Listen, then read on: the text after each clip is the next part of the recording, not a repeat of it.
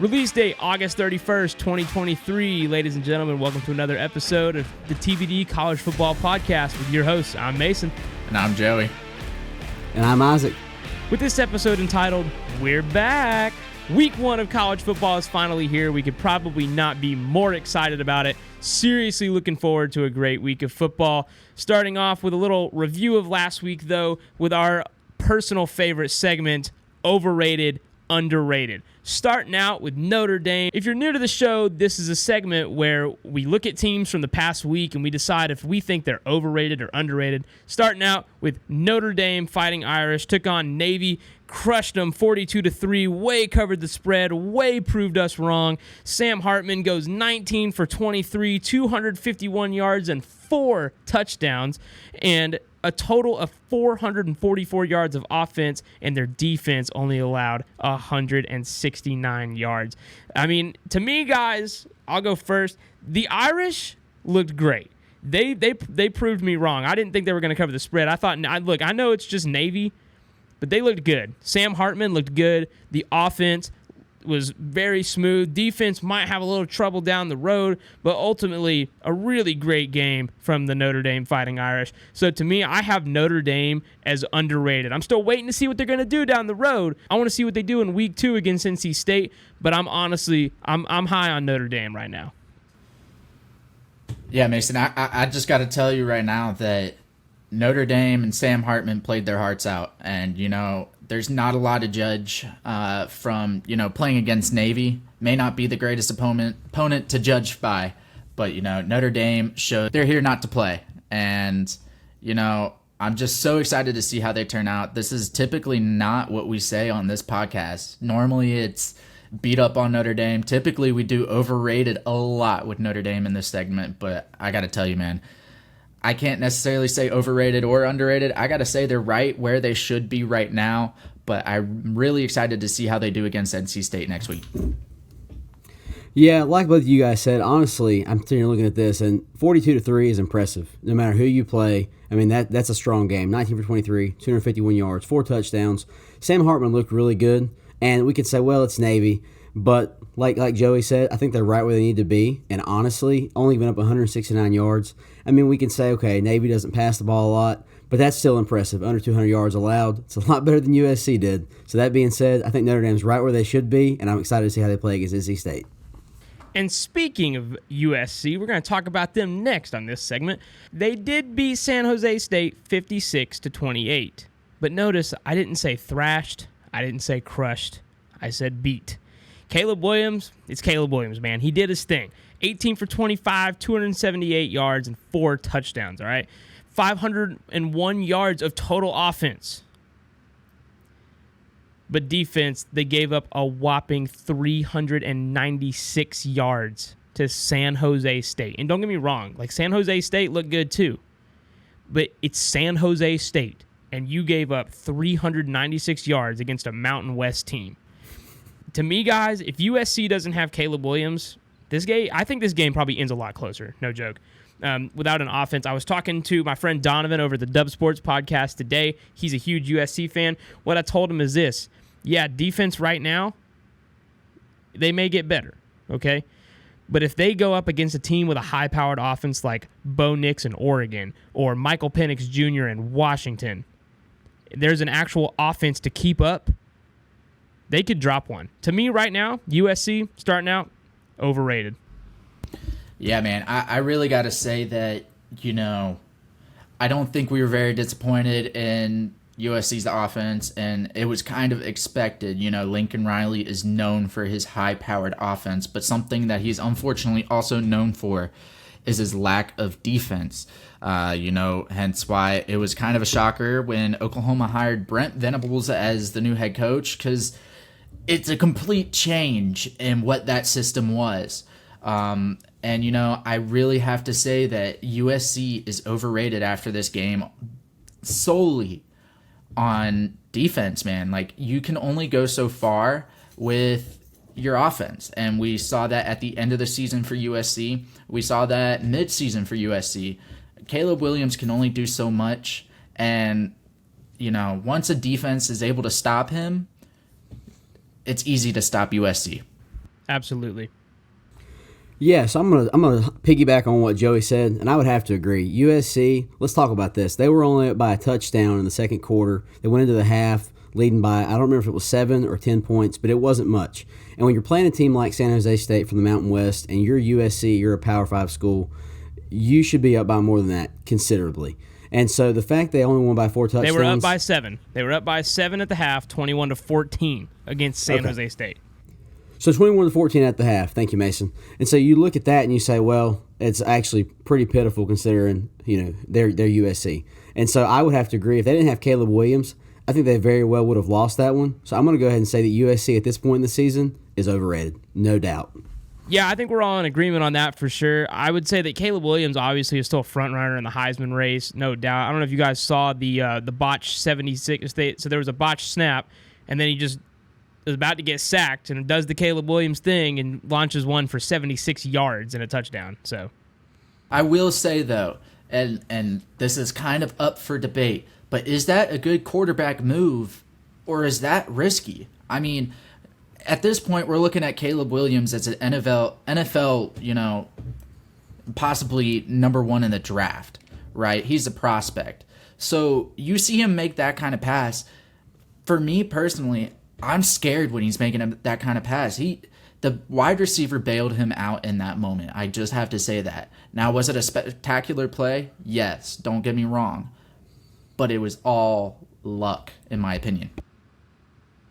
Yeah, I would say that it's definitely a risky throw, but I think Caleb Williams is a good enough player to make a decision like that. Now, when you get in the NFL, no, but it's college football against San Jose State. He took a chance, threw it up, and came down with it. So, but yes, that is our overrated, underrated segment for this week. If you liked that, make sure to check us out on our Instagram at TBD College Football. Make sure to check us out on Facebook, Twitter, we're everywhere, and we're even making a TikTok, so be on the lookout for that. And subscribe to us right here on YouTube. Thank you.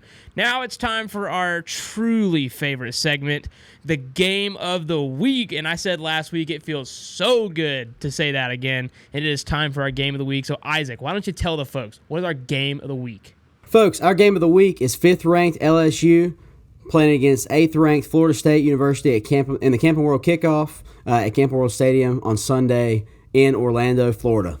This game will take place at 7:30 p.m. We obviously have both returning quarterbacks. We have Jaden Daniels returning for the Tigers at LSU, and we have Jordan Travis returning for the Noles at Florida State. This should be a pretty even matchup, which is probably going to make it a great one. We had a super close one last year in New Orleans, where LSU missed that extra point, right?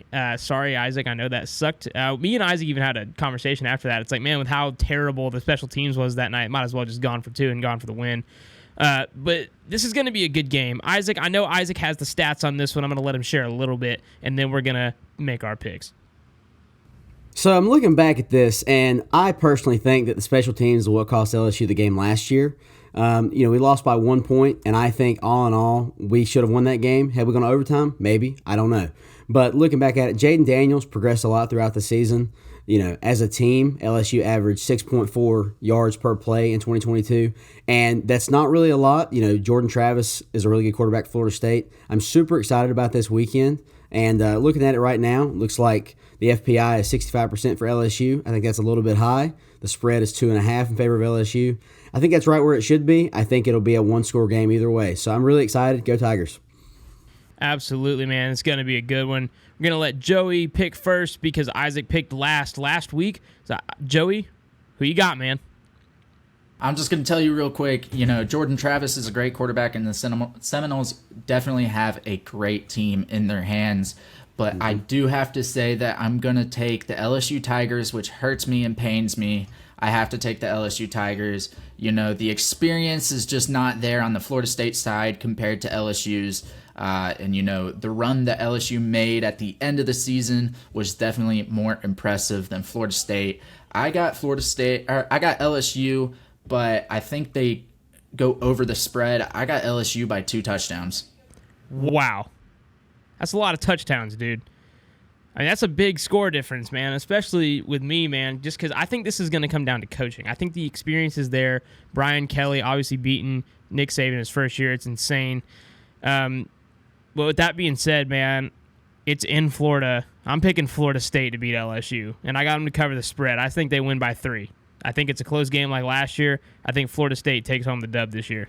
Yeah, so that's something I've thought about here just this evening is the fact that it's in Florida. It's basically a road game, and the fact that we didn't pull it off last year when it was basically a home game in New Orleans is a little bit off-putting to me. Obviously, I'm going to go with the Tigers. I think Brian Kelly's experience and the team's experience and the way they've gelled together in fall camp is going to be a really good run for them going into Orlando. I like LSU to cover the spread. I think they win by a touchdown. Go Tigers. It's going to be a close game. I don't think it'll be 2 touchdowns. And I really wanted to pick LSU, but I just couldn't do it. Something about Florida State and Mike Norvell just tells me that they're going to take this one home. The only reason I say 2 touchdowns is I feel that LSU's defense is just a little more experienced in these tougher games. Don't get me wrong. I think FSU's defense will show up, but I think at the end of the game, one team is going to outplay the other. Then one team's going to be more exhausted, and the other one's just going to play much stronger in that fourth quarter, and that's where I think that they may be in the lead by 1 touchdown the entire game, but I think they take a last-second touchdown to end it. Wow. Definitely going to be a good one. Definitely going to be a close game. Super, super, super excited about this one. Moving on to our big Week 1 matchups. Starting out, we got football Thursday. We got football Friday. We got football Saturday. We got football Sunday. And gosh dang, bro, we got football on Monday. All right? Labor Day football. I mean, Week 1 is big, and it's back. Super excited for some of these matchups. All right, starting off on Thursday, we got Florida at number 14, Utah at 8 p.m. Obviously, the end of a home-and-home. Last year, Utah goes to the Swamp. They get within 1st and goal, and it's down by 3. Cam Rising throws a pick in the end zone. I mean, literally, all you got to do is take the field goal, and you're going to overtime with 30 seconds left. So that one ends. They want revenge. It's going to be a good game. Florida won, obviously, by a field goal last year. Could be a close one this year. We'll see what happens. Kyle Whittingham, he knows how to win these games at home. Look at every game that he's won at home in the past couple of years. Look at against USC last year. Kyle Whittingham is a great coach, and they've won so many Pac-12 championships the past couple of years. I think that Kyle Whittingham knows what's up. ESPN FPI has Utah at 73%. The spread is Utah at 6.5. I'm picking first, so I'll go ahead and say that I think this spread is a little low. Obviously, I'm picking Utah to win this game. I don't think Florida goes out there in their second year to a higher elevation in Salt Lake City. I don't know. I don't think they can do it. I got the Utah Utes by 10. This one will be a fun one. I remember watching last year, and that specific moment that Mason talked about, they should have kicked the field goal. I will stand by that 100%. Obviously, it always sucks to be a Florida Gator. It's going to suck a little bit more this weekend. We're looking at it, Utah's favored by 7. I like the Utes in this one. The question will be, how is Cam Rising going to be at quarterback? But the bigger question for me, honestly, is number 1, Billy Napier didn't have much to work with in Gainesville in year 1. But number 2, it's his second year, but the quarterback situation for the Gators is what's going to throw me off. And even though Cam Rising's hurt, I think the Utes get it done, and I like them by 10. The 2 in front of me, bringing up last year's game, I just got to say this. It was close because Anthony Richardson, most likely. Florida at least had some talent at the quarterback position. This year I can definitely agree with Isaac here and say that the quarterback position right now at Florida is it's scary to look at right now. And honestly, I think the Utes are kind of kicking their butts a little bit. They're kicking themselves because, they know that they should have taken that field goal. They know that they could have won that game. But I think the Utah Utes come in here and just blow the Gators out. I'm going to go ahead and take them. I'm going to go ahead and take them by at least 17 points. Man, you got the big spreads today. You picking cover, and you are picking big, all right? My man Joey, he's out here today, all right? He must have a promo code for FanDuel or something. We're not sponsored, by the way. Oh, man. All right, next up, going to Friday now. It's our only really important Thursday game, Utah, but this is our really only important game on Friday. This is Louisville versus Georgia Tech in the Aflac kickoff game in Mercedes-Benz Stadium in Atlanta at 7:30 p.m. Boy, that's a mouthful, ain't it? Good Lord. Another possibly super even matchup.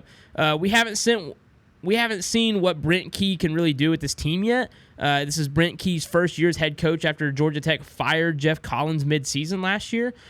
The ESPN FPI for this one is Louisville, 68%. The spread is Louisville by 7.5. Isaac, you're picking first. Super even matchup, I think. What do you think? Well, I think, honestly, Mason, I think this right here is kind of like a bottom feeder game for the ACC, and I'm just going to be 100% honest. I think the fact that it's a kickoff game is a little bit funny. I'm interested to see how this works out because it is Brent Key's first year with the Yellow Jackets. With that being said, I like Louisville to cover the spread. I think they'll beat Georgia Tech by at least 10, if not 2 touchdowns. I can completely understand why Isaac would think that, but let me expand a little bit more. You know, one piece of Louisville that was definitely big after Lamar Jackson? Malik Cunningham. You know where Malik Cunningham is now? Making an impact in the NFL. You know who's at Louisville now? I don't know either. You know, I think that this may honestly be close at the beginning because, you know, both teams are honestly trying to figure it out. You know, I mean, I think both teams are still trying to pick a quarterback, honestly. Both teams are trying to settle and figure out what is their identity, but I definitely agree. I think Louisville has this one. I'm gonna go under the spread here, but I'm still gonna go by 7. Man, that's a really tough one for me, man. I don't know. I don't think people are giving Georgia Tech enough credit. I think that this game's going to be a lot closer than people think.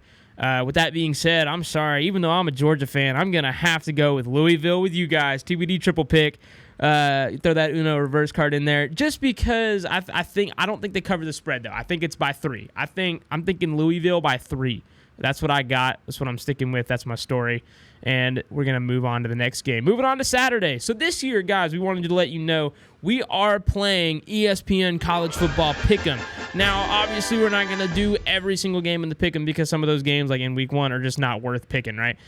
So we picked we picked 6. We picked 6 that we think are really important, and we want to try to help you guys out with them as much as possible. So let us know what you think about that. If you're playing College Football Pick'em, obviously, if you're playing for money, we're not, telling you to go gamble, but we're just going to try to help you guys pick, and we're going to pick 2. So starting off Saturday, we got Fresno State at Purdue at 12 p.m. Like I just said, we're starting the ESPN College Football Pick'em. I have absolutely no clue what this game is going to be. It could be an absolute barn burner. It could be an upset by Fresno State, or it could just be an ultimate and complete beatdown by Purdue. ESPN FPI has Purdue 74%. Spread, however, has Purdue -4. Purdue by 4. So that's pretty different to me because I feel like an ESPN FPI at 74%, their spread is thinking about 10 or 12. Purdue by 4, that's interesting. Joey's got the first one. What do you think, my man? Well, first off, I just gotta. The first thing I think is, these two teams are one of those. They're both those teams that, one season they're blowing up everybody. They're upsetting teams. They're putting up high score games, and next thing you know, next season they're completely awful. They're just nowhere to be seen. I honestly have no idea how Purdue's going to turn out this year. They honestly are one of those teams where they could also be a dark horse this year, but honestly, I have more confidence in Fresno State taking this game. Will I go with my confidence, though? I will not because it's at Purdue. I'm going to go ahead and say Purdue's going to probably win by 2 touchdowns. So, to me, this is going to be close too, I think. But it's not going to be that close. Purdue has played extremely well in their first game for some reason over the past couple years. They kept it really close with Penn State game 1 last year. And look, I know teams are different from year to year, but for some reason they always show up in week 1. I got Purdue by 16. So that's what I'm going with. Purdue by 16, cover the spread. So I'm a little bit off-put by this because the FPI is 74% for Purdue, but the spread is only 4. I'm with you on that, Mason. I don't understand that because it seems to be those are in 2 different ballparks. With that said, I've got the Boilermakers to cover the spread. I've got them by 14 points at least, probably more closer to 3 touchdowns. But they're going to cover the spread, no doubt. Now we're moving on. Next game, Colorado at number 17, TCU at 12 p.m. Obviously, TCU coming off a playoff berth after getting absolutely demolished in the national championship by Georgia, 65-7, the largest bowl deficit in college football history. Colorado coming off a 1-win season. Sonny Dykes' second year as head coach. Will he repeat success, and how will he do it? Joey, in 20 seconds, tell me how Sonny Dykes is going to repeat success at TCU this year. I think that Sonny Dykes has a lot available with him. You know, he may not have a Quentin Johnson at wide receiver. He may not have a Max Duggan at quarterback. But, you know, he can scout out talent. And I think TCU is definitely one of those places that always brings in those underdog stories. And, you know, they always bring in hidden talent, hidden gems. So, you know, all he has to do is find that one guy, and especially on the offense, and I think they're set. Exactly. Thank you, Joey. Isaac. Deion Sanders' first year at Colorado. False hype, real hype. What are the expectations? In 30 seconds, hit me with it. I'm going to say this. Deion Sanders reminds me a lot of LeVar Ball in that he gets his publicity by talking. I think Deion will be an okay coach, but I don't think he's going to be all this, you know, Power 5 coach. He's coming from a place at Jackson State. Jackson State's not a Power 5 school. You know, I don't really know how it's going to pan out for Deion, but I don't think he's going to be. I think it's false hype. If you want my opinion, it's false hype, but it's going to be a good game nonetheless. Another overrated, underrated segment. Deion Sanders, false hype from Isaac. Obviously overrated. Joey's got some opinions. What do you think, man? I think Deion Sanders is going to kind of blow the league away. I honestly think that he did bring over a lot of, you know, smaller names from his previous school, but I think that those talents are going to make a big impact on Colorado. He already made an impact by saying, if you're not going to play hard, if you're not going to make sure that you're throwing up at practice, like, get out, leave. And you know what? So many people left, and you know what? Those are the people who won only one game in the season. I think he changed the program already within year one, and I'm not going to make my pick yet, but I know that he's going to have a great impact. Maybe not just this year, within this year, but next year it'll be a whole different ballgame. So we got an overrated and we got an underrated. So even here. ESPN FPI, TCU at 92%. It's the highest FPI of the games we're picking. Spread is TCU by 20.5. I'm picking first. I agree with Joey. I think that Colorado is going to be a force to reckon with in the Pac-12 this year. It's their last year in the Pac-12, moving to the Big 12 next year. Deion Sanders is going to have a lot of fun this year, I think, and I think he's actually building a culture of winning that they haven't had there in such a long time. And with that being said, I got TCU, and I don't have them to cover the spread, though. I don't have TCU to cover the spread, though. I think Colorado will do extremely well in this game. Shadur Sanders at quarterback, obviously his son. I think that Colorado is going to give TCU a run for their money. I say TCU by 7. I had a feeling Mason was going to pull the Uno reverse, and lo and behold, he did just that. With that said, though, TCU 92%, favored by 20.5. I've got the Horned Frogs as well, but I don't think they cover the spread. I like them by 17 simply because of the fact that we don't know what the quarterback situation looks like with Max Duggan having graduated. I got the Horned Frogs. I kind of have a similar idea as Isaac here, and that's because we don't know how this quarterback position is going to turn out at Colorado. But let me tell you something. Deion Sanders' son could possibly be a force to reckon with. He has the legs like Lamar Jackson. He's got the arm, not quite like Patrick Mahomes, but he's getting there. He's young. I definitely still have the Horned Frogs winning this game, but I don't think they cover the spread. I think nobody has any idea how Deion is going to go into this game, how Colorado is going to go into this game, and it's going to throw them by surprise a little bit, so it's going to be a lot closer. I got them by 10 points. Glad we're all in agreement on that one. It's going to be closer than people are thinking, and I know I've said that about Georgia Tech and Louisville and a lot of other games, but I think that we're going to have some close matchups this weekend. I think that we're seeing a lot of games. I mean, look at USC and San Jose State. Everybody's like, USC's going to wreck them. Defense looks great this year, blah, blah, blah, and then gave up 376 yards. So, I mean, anything's possible, right? Not anything, but, you know, if Colorado wins this game, it will not surprise me. I think that we're all kind of in agreement in that. Next up, and this is a game we're excited about because this is a game we're all involved in because we all live in South Carolina and North Carolina, so I already just said it. South Carolina versus number 21 UNC in the Dukes Mayo Classic at Bank of America Stadium in Charlotte at 7:30 in what we're calling the Battle of the Carolinas. 2 factors, Spencer Rattler, Drake May. 2 really good quarterbacks, They're not really on the same level. I think Joey would probably agree with that. Drake May obviously being the better quarterback, but Spencer Rattler's done some things at South Carolina. I'm excited to see how much work he's been doing this offseason. These two teams, to me, they're pretty close. Should be a good game. ESPN, FPI, UNC 58%. Spread is UNC 2.5. Spread, Vegas obviously thinks that this is going to be a close game too. Isaac's picking first. He's from North Carolina. Who you got in this one, Isaac? So, Mason, this one's going to be a good one. I'm really excited about this. Spencer Rattler, Drake May, the Battle of the Carolinas. There's only one Carolina, and we could argue that after this weekend we'll know the answer to that. With that in mind, Carolina's favored. North Carolina's favored. I apologize. I am going to have to go with the Cox. And maybe a little bit of SEC bias, but I think Spencer Rattler and the Gamecocks are going to come off the momentum of last season. They finished strong. They beat Clemson for the first time in a number of years, and I think they're going to ride this into this season, and I think they beat the Tar Heels in Charlotte. I don't know if you heard that, but I just sucked my teeth at you. I can't believe you did that to me. All I got to say is this, man. Yes, the SEC is better. Okay, we get it. Quarterback, no. Okay, Drake May is definitely much more talented than Spencer Rattler. Sure, Spencer Rattler can have some cool plays here and there, but Drake May is definitely the all-around quarterback in this game. I will say, though, I don't think UNC can come out with it solely off of their defense. They have never been good on their defense. So I think it's going to be an offensive shootout. But I'm going to go ahead and pick USC for this, but I think we all need to know that after this year, we will know that there's only one real team in South Carolina. A great pick. And here's what I'll say this, Joey. Yes, Drake May is the better quarterback. Spencer Rattler makes plays here and there. Drake May's got the talent. But let me ask you this. What's the talent that he has around him?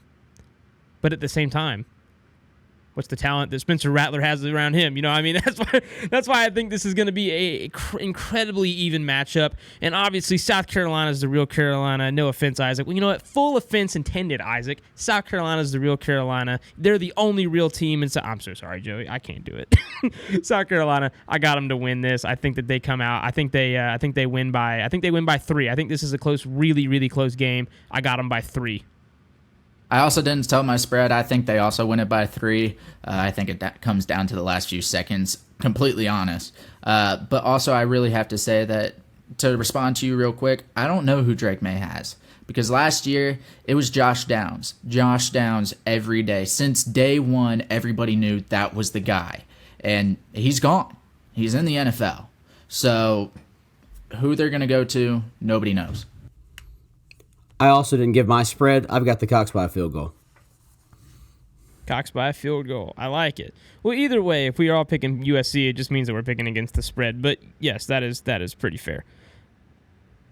Also, since we're on the topic of Tar Heels versus Cox, if you want to see our records after this week of gameplay, definitely go on Instagram and check out our PP, our predictions poll. It's great. Y'all will definitely love it. Joey doesn't know what he's talking about. It's called our prediction podium, and it's already out from week 0. Isaac gets the dub 5-0. So good job. I don't know how he did that. And then me and Joey 4-1. I picked the Bobcats against San Diego. He picked UTEP against Jacksonville State, and that's just how it ended up. So I have to make this plug. This is 5 straight or 4 straight TBD triple picks. So we're either all going to do really well this week, or we're all screwed. I think the only one we've picked different is where I picked FSU against LSU. We'll see what happens here in a minute. Next up, we got South Alabama at number 24, Tulane at 8 p.m. Tulane is making some noise as they're predicted by the TBD boys to win the AAC, the Atlantic American Conference, or however you say that. They're coming off a huge upset bowl win in the Cotton Bowl against USC, and I think that they have some pretty big expectations for 2023. I think that we're definitely seeing a shift in there. Now, my question is 2023 Tulane just about to be 2021 Cincinnati? Come out of the AAC right out the gate. They beat all these teams. They maybe make I'm not picking Tulane to make the college football playoff. Hear me. I think they finish in the top 15. But my question is, are they really good for 1 year and then they just drop off the next, right? So that's my question about Tulane. I think there are some heavy expectations for them going into the season, though, so I'm excited to see it. ESPN FPI obviously has Tulane at 73%, but again, Vegas has them only by 6. A little bit different here. Spread should be more for ESPN FPI. I'm picking first. Obviously, I got Tulane in this. There's nothing to it. It's Tulane. I think that they come out with this by 14. I think I got Tulane against South Alabama by 14. Yeah, I'm right there with you, Mason. And even though they're an American team, Tulane, obviously, they're in the state of Louisiana. And I'm not going to pick them solely because of that, but I'm not going to pick South Alabama. I think the Green Wave take it by 17. They looked good last year. I'm confident in them this year. I'm excited to see if they are a one-year wonder, but either way, the Green Wave win here in week 1. I am completely outraged that you would say that they may be a one-hit wonder. I think Tulane could possibly be the next Cincinnati. And honestly, Cincinnati was not bad last year. They just were not as good as they were the year before. So, first of all, Tulane's going to blow out South Alabama. I agree with Isaac, which whatever number he said, honestly, I don't even remember. I just know it's going to be a lot of points. But I will tell you, Tulane is the next Cincinnati, and we're gonna see Cincinnati and Tulane show that it honestly doesn't matter if you're Power 5 or if you're in the lower end. You can still have talent and you can still beat the big boys. Definitely, and I think that's a great point, Joey. Next game, West Virginia at number 7, Penn State at 7:30. Penn State has been really good. West Virginia hasn't. That's basically all I got on that one. Penn State came out first game last year, beat Purdue in a close one, but West Virginia is not Purdue. They're not as clutch. They don't pull the upset as often. We'll see what happens. The ESPN FPI, we got Penn State 89%, second highest FPI. The spread is Penn State by 20.5. Joey's picking first. Who you got in this one? Hey, Mason, real quick, who was the quarterback for West Virginia last year? JT Daniels. Who? JT freaking Daniels. Yeah, the guy you were talking up the year before at Georgia. No, I'm just messing with you. I'm giving you a hard time. I'm definitely going to say that. Did we not just win 2 back-to-back national? I mean, Not with JT Daniels. Maybe not. That's fair. Who is now at Rice? I just wanted to mention he transferred from West Virginia to Rice. So. Yeah, that's why I didn't say this year, but I didn't know it was Rice. That's crazy. Shrimp fried, question mark? What? Shrimp fried, question mark? Oh, my gosh. Go ahead, I'm definitely going to say Penn State's going to take this away from West Virginia. I'm going to go just over the spread, and I'm going to go ahead and say 21 points. I got Penn State, nothing to it. I got them to cover. I got them to cover the spread, 21. I'm just going to say this. I don't really understand. It's just my opinion. I don't know how or why this is a primetime game Saturday night. I don't think West Virginia is going to be competitive at all. Nittany Lions cover the spread. I got them by 24. It's in Happy Valley. It's week 1. They're ready to roll. It's because they're in the Big Ten. That's why. Oh, man. Moving on. Sunday. Northwestern at Rutgers at 12 p.m. Northwestern won this game last year, which is the Aer Lingus Bowl in Ireland, right? Good game. They won it by 3 points. Does it stay close this year? I don't know. ESPN FPI, Northwestern 52%. Spread, Rutgers at 6.5. So we have a serious difference there. Northwestern winning this for ESPN, Rutgers winning this for Vegas. I'm really glad I don't have to pick first. Go ahead, Isaac. So this game was decided by a field goal last season in Ireland. This year it's at Rutgers, which is in Jersey. So with that being said, I'm going to go with Rutgers by a field goal. I don't think they'll cover the spread, but I think they will beat the FPI, and I think they'll beat Northwestern by a field goal. They'll return the favor, you could say. All right, I'm just going to tell you right now, Isaac, I'm so sorry you just picked Rutgers because I'm definitely going to be watching this game since this is one of our picks here, and I will just admit to you now, every time I turn on a Rutgers game, they go from leading to losing. So I'm going to go ahead and just say Northwestern's going to win this, and I'm probably, honestly, by a field goal. So last year, Northwestern did win this by a field goal. And Rutgers, in like week 2, paid Georgia Southern to come up and play them. They were down by 3 within 40 yards, within a 40-yarder field goal, and they missed it wide right.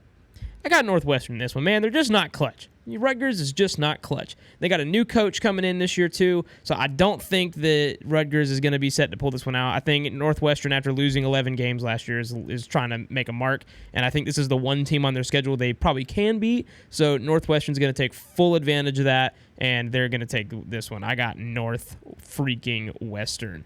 Last game, thank you for sticking with us. Last game on Monday night, we got number 9 Clemson at Duke at 8 p.m. Is this going to be a good game? Probably not. It's probably going to be a blowout, but it's the only game on Monday, so we're picking it. Clemson looking for a big win to start the season because in 2021, they lost the opener to Georgia, and in 2022, they looked piss poor against Georgia Tech. Did they get the win? Yes. But their defense looked like kind of how USC looked like against San Jose State. Gave up 30 points. Not a great game. So Dabo Swinney, he needs a big opening win for his team in 2023. Cade Klubnik is starting for the Tigers this year. Joey's the Clemson fan here on this show. We're going to let him take just a second to talk about his expectations for Cade Klubnik. Oh, there's so many things I could say in a second. Cade Klubnik could possibly be a Heisman winner, at least top 3 in the Heisman by the end of this season. Yeah, and so can Carson Beck. Honestly, who knows? I think that definitely with Garrett Riley behind him, supporting him, calling his plays, I definitely think that Cade Klubnik could be the next best quarterback in this league. That is quite the prediction, and that to me, that's a little out there. We'll see what happens. Garrett Riley, going to help. Yes, but is it going to actually come to fruition? We shall see. ESPN, FPI, Clemson 87%. The spread is Clemson by 12.5, which to me, that's a little low, if you ask me. Joey's picking first. He's probably going to have that same opinion. I think we already know who he's picking, so we'll just go ahead and ask. Joey, who you got? So I have the Demon. No, I'm just kidding. I got Clemson Tigers. I'm going to go ahead and say. I know this man did not just confuse the Demon Deacons from Wake Forest and the Blue Devils from. I meant Devil. Okay. The Blue Demons. Devil. The Blue Demons. They're demons. Yeah, I got the Clemson Tigers winning this one. I'm going to go ahead and say. I'm going to say 27 points in this game. Honestly, last time I saw Duke, Kansas was great last season, but they weren't that great. It's still Kansas. So, really. My turn. I also have Clemson for the exact same reasons, but I got Clemson by 6. It's going to be close. That's the theme. We should have named this episode that. It's going to be close. Yeah, so I think this one may actually be a decent game. Obviously, I'm going to pick Clemson. I think Clemson covers the spread. I like them by 2 touchdowns. But Mike Elko, there's a lot of hype in Durham. I don't think Duke football is all that. But with that said, I think the Tigers will win it, but I think it'll be a decent game. I like the Tigers by 14. Yeah, we obviously have some great matchups this week. We're super excited that college football is back. And we just want everybody to know it's the tagline of our show. No matter what team you pull for, if you're on God's side, you're always on the winning team. Just know that there is a Father in heaven who loves you. The Bible tells us in John 3:16 that for God so loved the world, he sent his only Son, that whoever shall believe in him shall not perish but have eternal life. He takes away the sin. He gives you freedom. He steps into your struggle. He puts his hand out to you when you're in the pit. He pulls you out and he sets you on the firm foundation, the rock that is Jesus. He loves you. He is waiting for you to reach out. If you haven't, you should. If you have questions about that or about anything that you're struggling with, if you need prayers, we are praying for our listeners. If you ever need anything, reach out to us on our Instagram DMs. Leave a comment on this YouTube video. We'd love to talk with you. We'd love to share the gospel with you. And thank you so much for listening. We will see you next week to review this week 1, and we will talk about week 2 and the biggest games of week 2 next week. Thank you so much. I'm Mason. And I'm Joey. And I'm Isaac. And this has been the TBD College Football Podcast. Bye-bye. Later.